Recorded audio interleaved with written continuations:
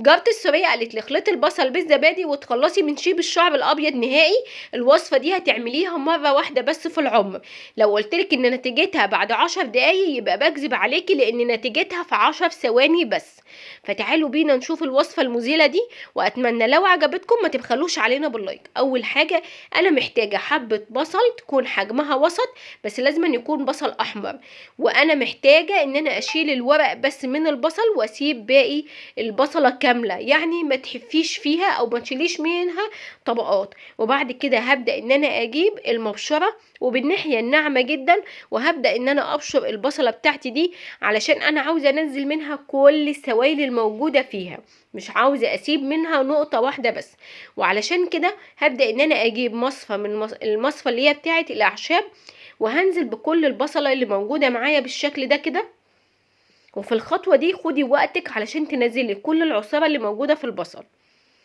طبعا كل اللي هيسألني لو استخدمت البصل الابيض، انا عاوزه اقول لكم ان الفايده كلها في اللون اللي احنا بنشوفه ده، وعشان كمان البصل الاحمر ده فيه ماده بتعالج اصلا شيب الشعر. واسالوا ودوروا كمان في الموضوع ده، هتلاقوا ان كل الصبغات هي بخلاصه البصل. بعد ما صفيت البصل كويس جدا هجيب علبة الزبادي، وانا مش محتاجة بصراحة علبة الزبادي، انا محتاجة معلقتين من معالق الشاي، يعني اخدت حوالي نص علبة الزبادي الصغيرة.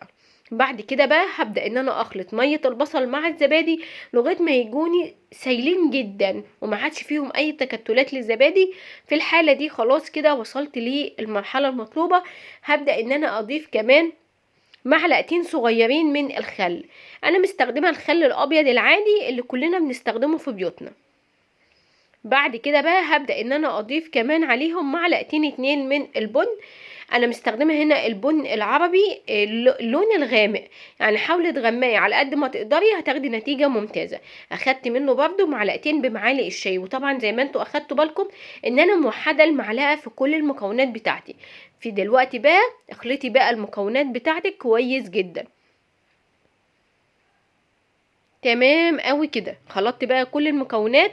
بس انا عاوزه الوصفه دي بتاعتي يا جماعه تكون يعني مفيش فيها اي تكتلات تماما، ومهما اخلط مش هوصل للمرحله اللي انا محتاجاها فعلا. فعشان كده برجع تاني وبالمصفى وبصفي الخليط بتاعي ده علشان اخد منه نتيجه كويسه، وعلشان كمان انا هستخدمه للشعر فلازم أن يكون مفهوش اي تكتلات تماما. فجبت المصفى بتاعت الاعشاب وبدات ان انا اصفيه واتاكد ان انا استخدمت الوصفة كلها، يعني نزلت كل المكونات بتاعتنا.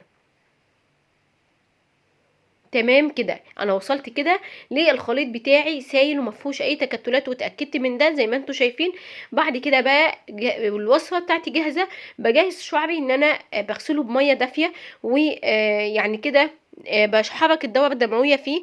وبعد كده انشفه كويس وابدا ان انا ادهنه كده، وكمان ادعك الفروة الشعر وادعك الشعر من الجذور حتى الاطراف.